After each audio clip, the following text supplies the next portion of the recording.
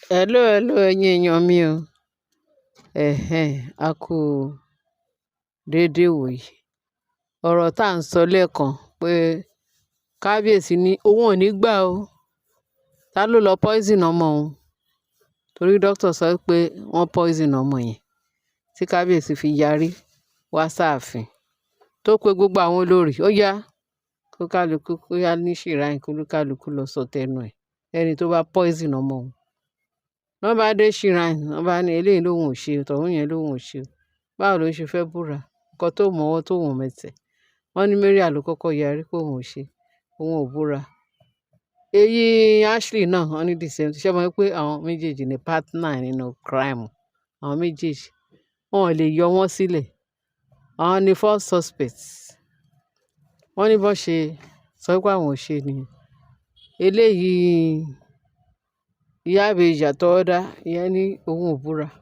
Gbogbo wọn yarí pé wọn ò búra. Wọ́n ní Elizabeth wá sọ pé pé tó wáá pọ́n fọ́mọ yẹn ní poison nǹkan tóun rí ní alẹ́ ìjẹta òun rí wọn etí ilẹ̀ ti ṣú.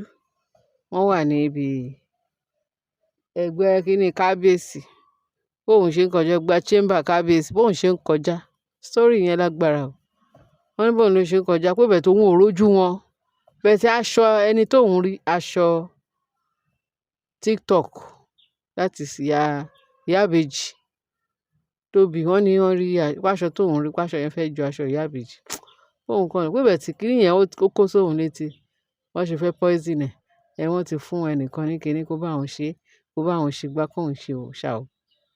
Ọ̀rọ̀ poison yẹn tóun gbọ́ òun ló jẹ́ kí kinní yẹn kó sóun létí láì sọ pé wọ́n sọ̀rọ̀ poison tí nǹkan kan bá ṣe àwọn ọmọ yẹn àwọn tó ń sọ̀rọ̀ poison yẹn ó máa pick wọn ó máa rí wọn o pé bẹ́ẹ̀ tí aṣọ tóun rí ó jọ ti olórí tóbi pé bẹ́ẹ̀ tóun ò rójú wọn that is just it kábíyèsí nìyẹn. Wọ́n ní bí gbogbo wọn ṣe pariwo nìyẹn. Wọ́n gbọ́dọ̀ ṣe tẹ́ẹ̀sì wọ́n gbọ́dọ̀ ṣe kábíyèsí ní gbogbo sẹ́ni tó máa yọ ọ́ lẹ̀ gbogbo wọn pátá ló gbọ́dọ̀ ṣe tẹ́ẹ̀sì. Wọ́n ló ká kábíyèsí lára. Wọ́n ní kò pẹ́ kó jìnnà bí olórí Tọ́pẹ́ wá dé. Wọ́n ní Tọ́pẹ́ bá wọn lẹ́nu ẹ̀. Wọ́n ní Tọ́pẹ́ ti ló yá by force by fire. Wọ́n ní kábíyèsí ojú ẹ ti pọ́n tension ẹ ti le ti lágbára pé wọ́n ní ó dáa. Wọ́n ní kábíyèsí wọ́n ní ó dáa. Ibẹ̀ ni tó bá jẹ gbè ló máa kú gbì. Wọ́n ní bí kábíyèsí ṣe fọ́ọ̀sì wọn Mariam wọlé ó ṣe tiẹ̀ ó ṣe nígbà tó yẹ pé òun kọ́ lòun ṣe. Ó ní ìyẹn náà tún búra yẹn Tọ́pẹ́ ìyẹn náà ọmọ ní Tọ́pẹ́ tóbi ìyá ìbejì òun wọlé wọ́n ní òun náà tún tiẹ̀ jáde. Eléyìí tán tún pè ní Ashley ìyẹn náà tún wọlé ó tún jáde. Wọ́n ní gbogbo wọn bá wọlé wọn jáde ó di ti olúwakù Tọ́pẹ́ wá ní ṣé nǹkan tán ní kó òun wá ṣe lélẹ̀ pé tó wáyé pé òun gbọ́ ni òun tó wáyé pé òun mọ̀ pé torí Queen Naomi òun ò ní wá o òun ṣe kí wọ́n nítorí kí ni Queen Naomi ṣe fún ẹ. Wọ́n ló ní ó yarí ó lóun ò ṣe kábíyèsí ni òun máa pa ẹ́. Ikú fẹ́ wọ́n ní kábíyèsí kò kọ̀ láti má ṣe anybody léṣe o. Olóòní ṣe àbí wọ́n ni àṣebi téèyàn fojú sí ọ̀nà gbàbẹ̀. Wọ́n ní ṣe ni Tọ́pẹ́ yarí ó ní láéláé òun ò ṣe kan tó kàn ṣẹlẹ̀ ni pé ṣé ìtorí Naomi òun sọ pé òun máa mọ̀ọ́mọ̀ ṣe ni.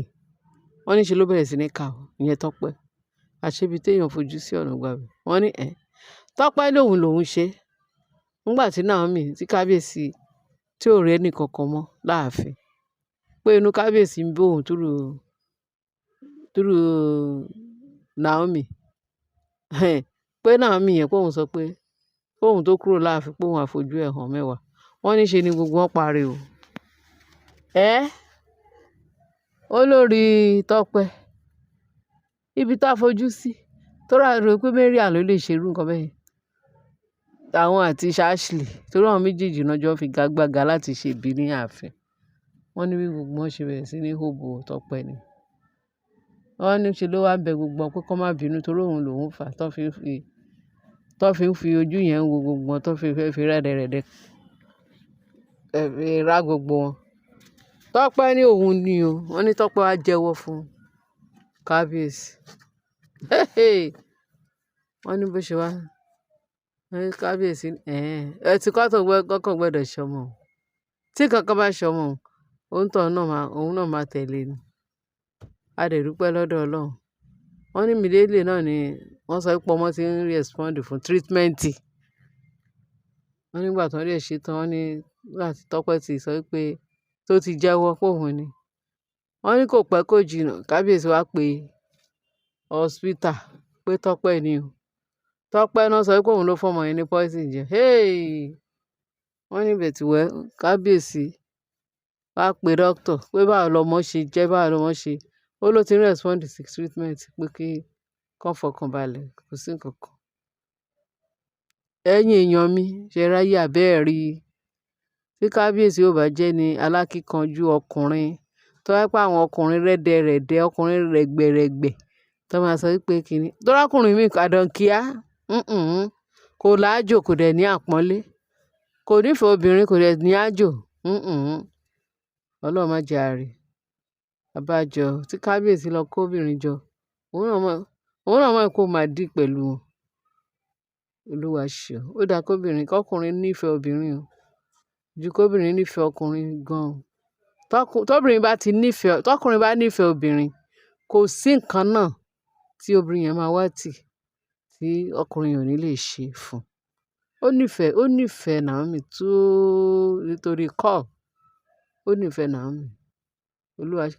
Àdúrà tí gbogbo wa ń gbà ni pé kí Ọlọ́run má jẹ́ kí ọmọ wa ṣe léyà, kó má ṣọkọ fẹ́, kó má gbégun eléegun.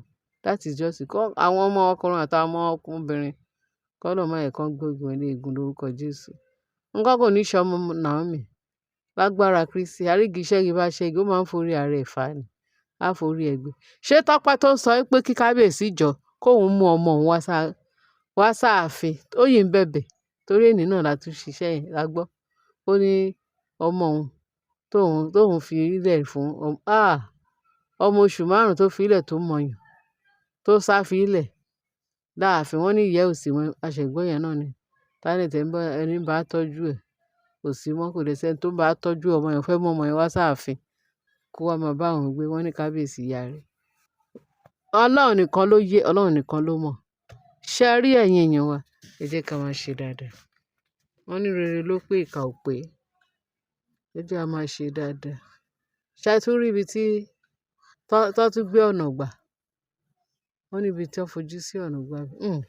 Lọ́ọ́ má jà dáràn. Ẹ ṣé ẹ̀yin èèyàn wa, ẹ bá mi share o, kẹ́ bá mi like, kẹ́ dẹ̀ bá mi subscribe o. Ẹ ṣé gan bẹ́ẹ̀ ṣe ń tẹ́tí sí wa. Àbọ̀ Ọlọ́run á dájú lórí wa o. Jésù Olúwa wa. Amen.